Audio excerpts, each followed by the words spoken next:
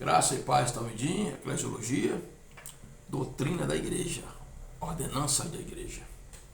Cristo deixou duas ordenanças para a igreja: o batismo e a ceia do Senhor. A ordenança vem do latim ordenare, aquilo que foi ordenado, uma ordem.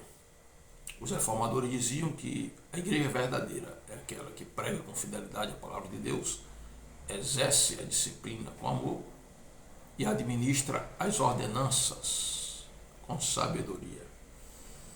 A outra palavra para ordenança seria sacramentos. Nós não usamos muito a palavra sacramentos, porque ela está mais ligada à Igreja Católica.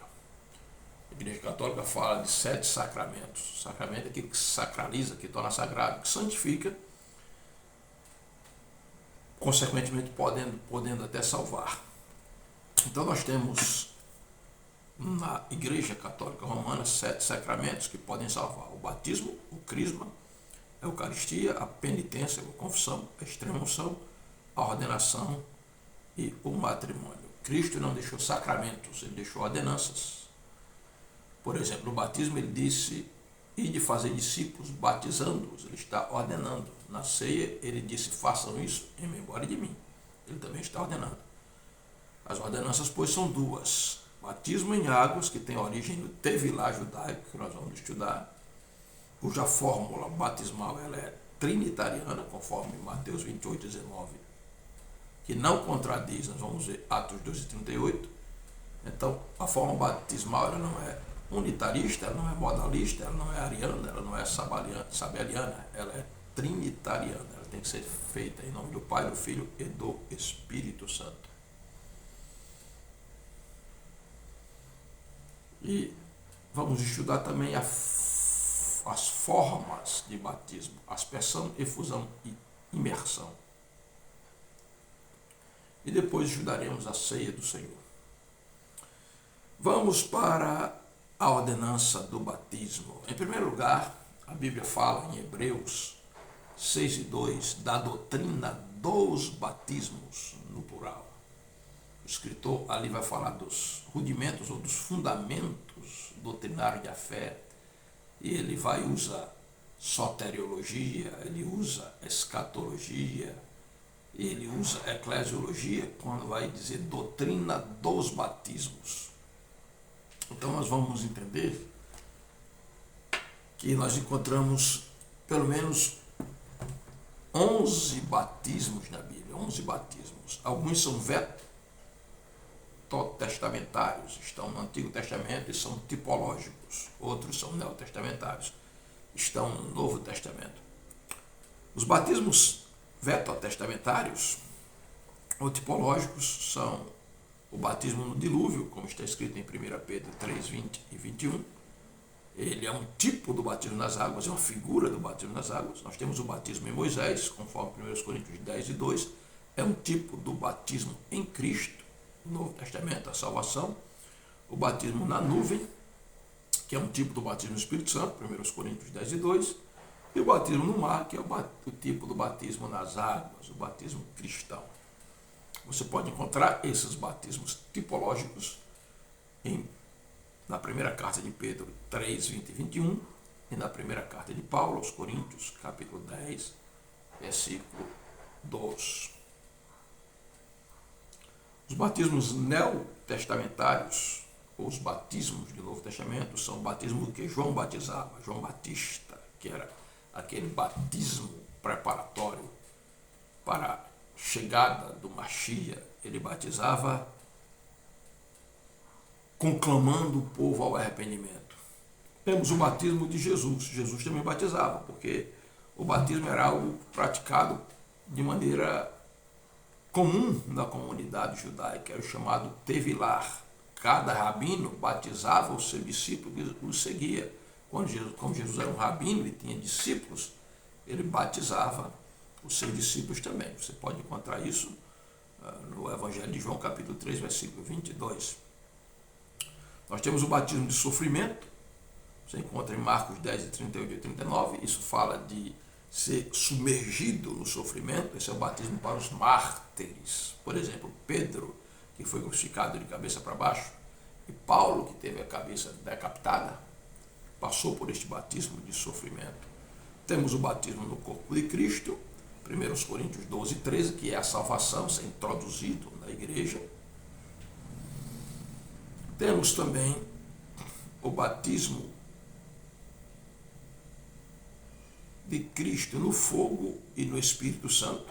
São duas palavras ali, são dois termos sinônimos, batizados no Espírito Santo e no fogo. Está falando de uma experiência só, ser cheio do Espírito, cuja evidência é a ação energizadora do fogo de Deus. Mateus capítulo 3, verso 11. E nós temos também o batismo nas águas, que é o que iremos estudar, que é a ordenança de Cristo para a igreja do Novo Testamento, e para todos aqueles que querem se tornar discípulos. Mateus 28 e 19. Bom, nós temos dito que existem 11 tipos de batismo, mas quando chegamos em Efésios, você pode conferir comigo agora, no capítulo de número 4, e o versículo 5, a Bíblia diz assim: um só Senhor, uma só fé, um só batismo. E aí? Existe contradição entre Paulo e os escritores hebreus? O escritor aos Hebreus, no capítulo 6, verso 2, diz a doutrina dos batismos. Agora vem Paulo, em Efésios 4 e 5, e diz um só Senhor, uma só fé, um só batismo. Se você for observar o texto, o contexto de Efésios 4 e 5, você vai entender que o contexto está falando de unidade. Veja, no verso 2, o apóstolo Paulo diz assim: com toda humildade e mansidão, com longanimidade, suportando uns aos outros em amor, procurando guardar a unidade do Espírito no vínculo da paz. Unidade do Espírito no vínculo da paz, falando da unidade da igreja. E ele vai falar aqui, você vai ver que ele vai falar de 7 elementos da unidade. Unidade do Espírito no vínculo da paz. Depois ele vai dizer um só corpo, a unidade do corpo de Cristo. Um só Espírito, a unidade do Espírito Santo. Chamados a uma só esperança. Depois ele fala, um só Senhor, uma só fé e um só batismo. Então, você note aqui os 7 elementos da unidade que faz alusão à unidade da Trindade. Vamos ver quais são os 7 elementos aqui. No verso 13 ele diz, guardando a unidade do Espírito, aí, um só corpo, um só Espírito, um só Senhor, uma só fé, um só batismo, a unidade do Espírito e uma só vocação. Aqui estão 7 elementos da unidade. Então, o contexto está falando da unidade, a alusão à unidade da Trindade. O batismo do qual Paulo se refere é o batismo nas águas, que é acompanhado pela profissão de fé. Se você for observar, na época de Paulo existiam heréticos, gnósticos em Corinto, que, por exemplo, estavam se batizando pelos mortos. Você vai encontrar isso em 1 Coríntios 15 e 29. Em Atos 19, 3, depois que Jesus morreu e ressuscitou há vários anos, a igreja está formada, né? Paulo encontra alguns indivíduos que estão batizando em nome de João Batista, batizando no batismo de João Batista. O que é que Paulo está dizendo? O único batismo que vale como sinal de fé em Cristo é o batismo ordenado por ele em Mateus 28, 19. Não adianta se basear pelo morto, nem jamais ser batizado no batismo de João Batista. Só há um batismo como profissão de fé e que sinaliza para aqueles que confessam a Jesus como Senhor. O texto de Efésios 4 não contradiz o autor de Hebreus, que fala da doutrina dos batismos. Assim como a unidade na Trindade, que sendo 3 são um, o batismo nas águas retrata a priori a obra completa da Trindade em unidade. O Espírito nos batiza no Filho, a salvação, 1 Coríntios 12, 14. O Filho nos batiza no Espírito, o poder de Deus em atuação, o transbordar, cujo sinal é orar em outras línguas.